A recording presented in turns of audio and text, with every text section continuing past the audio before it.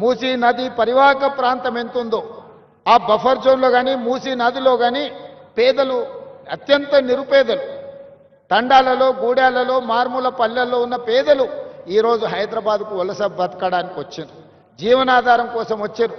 ఎక్కడ దిక్కులేక ఎక్కడ నివాసము స్థలం దొరక్క ఈరోజు మూసీ నది ప్రాంతంలో చిన్న చిన్న గుడిసెలు వేసుకొని బతుకుతారు. వాళ్ళ పేదరికం నాకు తెలియదా? కొంతమందికి పేదరికం అంటే ఎగ్జిబిషన్ అయి ఉండొచ్చు. బెంచ్ కార్లు వేసుకొని పేదరికం చూడాలంటే ఊర్లకు పోయి ఓహో పేదరికం ఇట్లుంటుందా అని ఎక్స్కర్షన్ లాగా పోయేటోళ్ళు ఉండొచ్చు.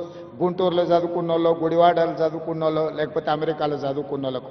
నాకు అట్లా కాదు. నేను పుట్టిన ప్రాంతం, నేను పెరిగిన ఊరు, పేదరికం నా కళ్ళ ముందు నేను చూసిన, దళితులు గిరిజనులు పడే కష్టాలు నేను చూసిన, మా ప్రాంతాల నుంచి వలస హైదరాబాద్కు బతకడానికి వచ్చేటోళ్ళని నేను చూసిన. ఈ అంబర్పేట ప్రాంతంలో పోతే మా ఊరోళ్ళే చాలా మంది ఉంటారు. మా జిల్లా వాళ్ళు అయితే మా జిల్లా వాళ్ళు అనుకుంటే ఎవరినైనా గెలిపించేటంత మంది ఉన్నారు ఈ అంబర్పేట, ఈ మూసీ పరివాహక ప్రాంతంలో.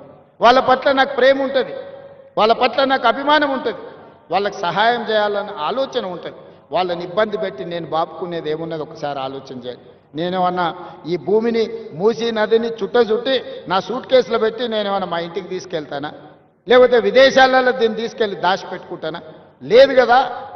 ఇవాళ ఈ ప్రాంతంలో అభివృద్ధి జరగాల్సిన అవసరం ఉంది, అనర్థాలను తగ్గించాల్సిన అవసరం ఉంది. మొన్న రాత్రి నుంచి కంటిన్యూస్గా ఇమ్లిబన్ బస్ స్టేషన్లో వేలాది మంది ప్రయాణికులు చిక్కుకుపోయిందంటే రాత్రి 3 వరకు అధికారులను అప్రమత్తం చేస్తూ నేను వాళ్ళకి ఏర్పాట్లు చేపించిన. దీనికి కారణం ఏంటి? ఈరోజు ప్రకృతిలో విపరీతమైన మార్పులు వచ్చినాయి. దాంతో మీరు ఊహించనంత వర్షము 1-2 గంటల్లోనే 40-50 సెంటీమీటర్లు కురిసే పరిస్థితి వచ్చింది. దాన్ని తట్టుకునే వ్యవస్థ మనకు లేదు ఈనాటి వరకు. అందుకే ఈరోజు భవిష్యత్తులో దానికి తట్టుకోవడానికి అవసరమైన ఏర్పాట్లను చేసుకోవాలి. లేకపోతే జీవితాంతం మీరు కష్టపడి సంపాదించుకున్న మీ టీవీ కావచ్చు, మీ ఫ్రిడ్జ్ కావచ్చు, మీ మంచాలు కావచ్చు, మీ పిల్లలు చదువుకున్న సర్టిఫికెట్లు కావచ్చు, ఉప్పు పప్పు బెల్లం చింతపండు మీరు సంపాదించుకొని 2-3 నెలలకు మీరు తెచ్చి ఇంట్లో పెట్టుకుంటే రాత్రి ఈ రకంగా వర్షాలు వస్తే గంటలలో అవి నీట మునిగిపోతాయి. ఆ తర్వాత మిమ్మల్ని ఆదుకోవడానికి ఎవరు రారు. నా మాట వినండి, మీకు మంచి చేసే ఆలోచనతో ఉన్నా.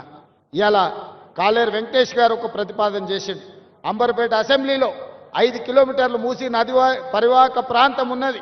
ఈ బఫర్ జోన్లో కొంతమంది పేదలు ఇండ్లు కట్టుకుండ్రు, వాళ్ళకి డబుల్ బెడ్రూమ్ ఇండ్లు కట్టించండి అంబర్పేటలో అని.